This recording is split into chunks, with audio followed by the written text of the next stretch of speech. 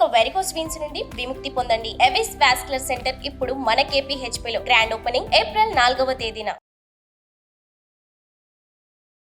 నమస్తే రమ్మగారు. నమస్తే జయ.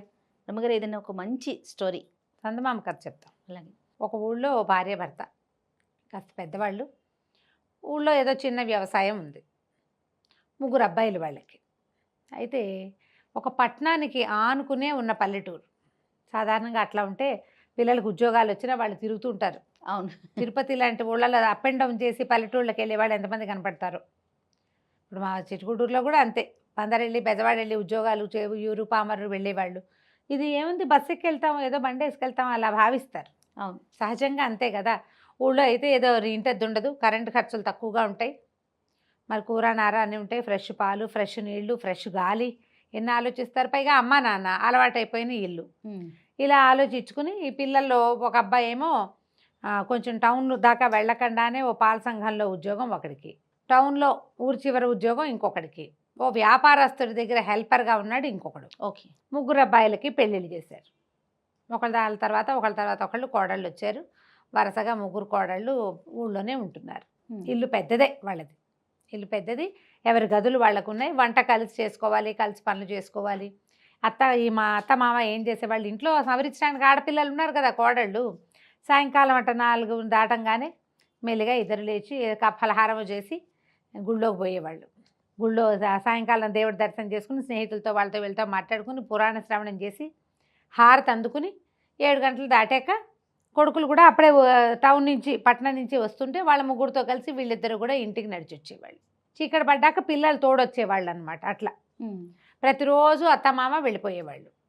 ఈ 3 కోడళ్ళకి సాయంత్రం ఏవో కొన్ని పనులు ఉంటాయి. ఆ పనులు అయిపోయాక ఇంకేముంది, అసమా ఓసమా కబుర్లు చెప్పుకుంటారు. అది పెద్ద పెరడు, విశాలమైన ఇల్లు, ఒక పెద్ద ప్రహరీ. దూరంగా వచ్చే వాళ్ళని చూసి వీళ్ళు మాటలు మానేసి పనిలో కూడా పడచ్చు. ఓకే. వీళ్ళు కబుర్లు చెప్పుకుంటున్న సంగతి పక్కింటి వాళ్ళకి గిక్కింటి వాళ్ళకి కూడా తెలియదు. ఇల్లు ఊళ్ళల్లో ఇల్లు పెద్ద పెద్దవి, అవును, దొడ్లు పెరళ్ళు విశాలమైనవి కదా. 3 కూర్చుని కబుర్లు చెప్పుకునే వాళ్ళు. ఇంక ఎన్నాళ్ళు ఈ పల్లెటూరులో పడి ఉంటాము అనిపించేది. పోనీ 7 కాపురం పెడదామంటే మొగుళ్ళు ఒప్పుకోరు. అసలు పట్టణంలో ఉద్యోగం, పట్టణంలో కాపురం పెడతాడని చేసుకున్నాను పెళ్ళి. ఈయనేమో తీసుకొచ్చి ఈ ఊళ్ళో పడేశాడు, తను మాత్రం తిరిగి వస్తాడు రోజు కులాసాగా. అలా అనిపిస్తుంది. రోజు బయటికి వెళ్ళే మగవాళ్ళని చూస్తే ఆడవాళ్ళకు ఒక మంటగా ఉంటుంది. వీళ్ళు వెళ్తున్నారు కదా అనిపిస్తుంది. అదే కాదు, ఉద్యోగస్తులైన ఆడవాళ్ళకి కూడా ఈ తిప్పలు ఉంటాయి. రోజు ఆఫీస్కి వెళ్తాం మనం, ఎప్పుడైనా ఆదివారం బయటకు వెళ్తే రోజు తిరుగుతావుగా, ఈ ఒకరోజు ఇంట్లో ఉండొచ్చు కదా అలా మాట్లాడతారు. రోజు వెళ్ళేది ఎవరు తిరుగుతారు? ఆఫీసులకి ఉద్యోగాలకి వెళ్ళాలంటే ఆ హైరాన్లో పోతారు. ప్రపంచాన్ని ఎంజాయ్ చేసే పరిస్థితి ఉండదు. అవును, కానీ అలా అనిపించదు ఇంట్లో ఉండే వాళ్ళకి. ఈ కోడళ్ళు 3 ముక్కులు మూతులు విరుచుకున్నారు, మాట్లాడుకున్నారు, సణుక్కున్నారు, గందరగోళ పడ్డాక ఎట్లా అగైనా సరే అత్తమామనేచ్చి వీళ్ళని మనతో ఉంచుకోకూడదు అనేలాగా చెయ్యాలి. ఓహో, ఏం చేద్దాం? ఇప్పుడు పోట్లాడేమనుకో మొగుళ్ళు ఒప్పుకోరు, వేరు పడదామనుకో వాళ్ళు ఒప్పుకోరు. పైగా పుట్టింటి వాళ్ళు పిలిచి పంచాయతీ పెట్టిస్తారో ఏం పాడో. పైగా 3 చెప్తే 3 చెడ్డైపోతారు. ఎవరో ఒకళ్ళు చెప్తే ఆ ఒకళ్ళు చెడ్డవుతారు. ఎట్లా? బాగా ఆలోచించారు. ఈ తోడుకోడల్లో 2 కజిన్స్ కూడా. ఓకే. అందుకని అట్లా కాదు ఇట్లా కాదని ఒక వారం 10 రోజులు సుదీర్ఘంగా ఆలోచించి ఒక డెసిషన్కి వచ్చారు. అత్తగారు పని చెప్తుందా, పని చేయకుండా మానేద్దాం అనుకున్నారు. పని చేయకుండా మానేస్తే మొగుళ్ళు ఒప్పద్దు. సాయంత్రం వచ్చేసరికల్లా మీ ఆవిడేమీ చెప్పిన పని చేయట్లేదురా అని చెప్తుంది అత్తగారు. అప్పుడు ఎట్లా? అందుకని చెప్పిన పని చెయ్యాలి, చేయకూడదు కూడా. ఓహో. సహాయ నిరాకరణ ఏమిటి? అనే చేయను అంట. నుంచోవాలి కానీ చేయకూడదు. ప్లాన్ పెట్టుకున్నారు. సరే 3 ఆ రోజు నుంచి స్టార్ట్ ప్లాన్ ఆఫ్ యాక్షన్. ఆవిడ, అమ్మాయి పొయ్యి వెలుగుతుందో లేదో చూసి రావే అంటే చూస్తుంది, వస్తుంది. వెలుగుతుందో లేదో చెప్పదు. చూసి రమ్మన్నారు, అంతే అయిపోయింది. అక్కడి నుంచి మామగారికి అన్నం పెట్టుంటే అన్నం ఒకటి పెడతారు కంచంలో, పప్పు కూర పులుసు ఏం వేయరు. అన్నం చెప్పారు అంతే. అక్కడి నుంచి కూర మాడుతోందేమో చూసిరామంటే చూసొస్తుంది. తిప్పటం గిప్పటం ఏమీ లేదు. అన్నం దించేవే ఉడికిపోయి ఉంటుందంటే అన్నం దించి పక్కన పెడుతుంది, పొయ్యి ఆర్పదు. అది కదా పద్ధతి. అన్నం దించి పక్కన పెట్టాక మిగిలిన కూరలు అన్నీ అయిపోతాయి, అన్నం తర్వాత వండుకుంటారు. కూర పులుసు వండేసి చివరికి అన్నం కాసండి ఎక్కిస్తారు వేడి అన్నం కోసం. అది దించి నిప్పులు ఇవసరికి లాగి నీళ్లు చల్లేసేయాలి. అదేం చేయలేదు. ఇల్లు అలకవే అంటే అలుగుతుంది అంతే. ఊడవ్వే అంటే అన్ని గదులు ఊడ్చి పోగో చోట పెడుతుంది. పోగెత్తు అంటేనే ఎత్తుతారు, లేకపోతే ఎత్తరు. మంచి కోడళ్ళండి. కదా. మరి వాళ్ళ ప్లాను అదే కదా. అన్ని పనులు అంతే. వాకిలి ఊడ్చి ముగ్గేయి అంటే ఊడ్చి ముగ్గేసి వచ్చింది. నీళ్ళు చల్లదని నువ్వు చెప్పలేదు కదా మావయ్య, నువ్వు చెప్పలేదుగా అంటుంది. పంచి ఇచ్చాడు, పంచి ఆరేయమ్మా అన్నాడు. పంచి ఆరేయమ్మా అంటే అది విప్పిన పంచి తీసుకెళ్ళి ఆరేసింది. అదేంటి ఆరేసా ఉతకలేదని, ఉతకమని నువ్వు చెప్పలేదుగా, నువ్వు చెప్పలా. అన్ని పనులు అంతే, తెలివితేటలు. ఇక చూశారు అత్త మామ. ఓ 15 రోజులు చూశాక ఒకరోజు గుడి నుంచి వాకింగ్ నుంచి రోజు మాట్లాడుకుంటారుగా, పిల్లలతోటి మాట్లాడుకునేందుకు బెస్ట్ టైం వాళ్ళు సెలెక్ట్ చేసుకున్నారు. వాళ్ళ తెలివితేటలు అవి. గుడి నుంచి వచ్చేటప్పుడు కొడుకులకు చెప్పారు, అయ్యా కోడళ్ళ పద్ధతి ఏమిటో తెలియరాకుండా ఉందిరా, ఏ పని చెప్పినా సగమో పావో చేస్తున్నారు, వాక్యాన్ని తప్ప వాక్యార్థంలోకి వెళ్తల్లా వాళ్ళు. నువ్వు చెప్పిన సెంటెన్సే చేయకపోవట్లేదంటే చేయకపోవటం కాదు, చేస్తున్నారు.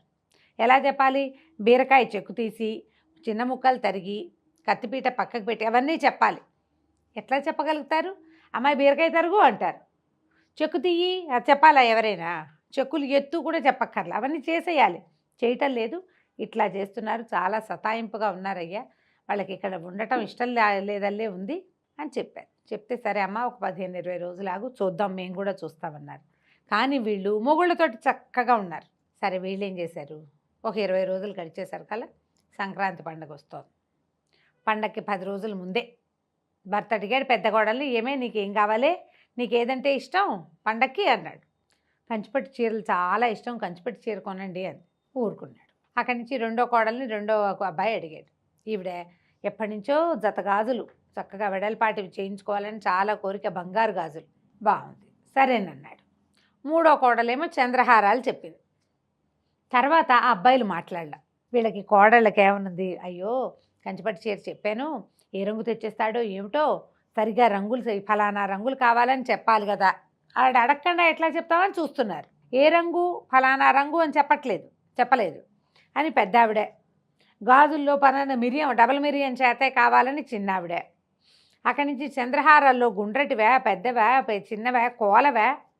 చంద్రహారాల్లో గుండ్రాలు ఉంటాయి, ఇట్లా ఉంటాయి, అవును, కొన్ని ఇలా కోలగా ఉన్న చంద్రహారం ఉంటుంది ఈ స్టైల్లో. అదో ఏదో చెప్పాలనుకుంది. అతను చెప్పనివ్వలా, వీళ్ళు చెప్పనివ్వలేదు. రోజులు గడిచాయి, భోగి పండగ వచ్చింది. పండగ రోజు భర్త ఏవో సామాన్లు తెచ్చి అందించాడు, లోపల పెట్టండి. ఇంకనేమిది పట్టు చీరే తెచ్చాడు, ఊడదీసి చూడాల, బాక్సులు లోపల పెట్టారు. అక్కడి నుంచి పండగ పొద్దున్నే దేవుళ్ళకి పెట్టుకుంటారు కదా, సామాన్లన్నీ పట్టుకురండి అన్నారు. ముగ్గురు పట్టుకొచ్చాక పెద్ద అబ్బాయి ఆ చీర పుచ్చుకెళ్ళి వాళ్ళ అమ్మకి, అమ్మ నీ కోడలికి చాలా ఇష్టంట కట్టుకోవే అని కంచిపట్టు చీర చేతిలో పెట్టాడు. ఏమై నిర్ఘాంతపోయి, ఇది నాకు ఇష్టమని చెప్పా కానీ అత్తగారికి ఇమ్మని చెప్పానా నేను అంది. నువ్వు నాకు చెప్పలేదు కదా, నీకు ఇష్టమని చెప్పావు, నీకే కావాలని నువ్వు నాకు చెప్పలేదుగా, నీకు ఇష్టమైంది మా అమ్మకి ఇచ్చాను. రెండో కొడుకు వచ్చి గాజులు తొడిగాడు అమ్మకి. మూడో కొడుకు వచ్చి మెళ్ళో చంద్రహారం వేశాడు. మీకేమి ఇష్టమో చెప్పారు, మీకే కావాలని మీరు చెప్పలా, సరిపోయింది కదా. అత్తగారు పట్టు చీరతే కట్టుకోలేదులే, ఒళ్ళో పెట్టుకుంది. సరే అక్కడి నుంచి జత గాజులు ఇంతంత లావు డబల్ మిరియన్ చేత త్రిబుల్ మిరియన్ చేత వేసుకుంది. చంద్రహారాలు ఆవిడ మెళ్ళలో ఉన్నాయి. ముగ్గురు కిక్కురు మనకడ నుంచున్నారు. భర్తలు బాగా బుద్ధి చెప్పేశారు. ఇప్పుడు వీళ్ళు అదే కదా చేశారు, అన్నం పెట్టు అంటే ఒట్టి అన్నం పెట్టమనే అర్థం. తెలివితేటలు చూపించారు, వాళ్ళు చూపించారు. ముగ్గురు బిక్కమొహాలు వేసుకున్నారు, ఒకళ్ళ వంక ఒకళ్ళు చూసుకున్నారు, తేలికుట్టిన దొంగల్లాగా అయ్యారు. ఇప్పుడు సారీ చెప్పాలి ఎవరికి, అత్తగారికి. నిశ్శబ్దంగా వచ్చి ఆవిడ కాళ్ళ మీద పడ్డారు.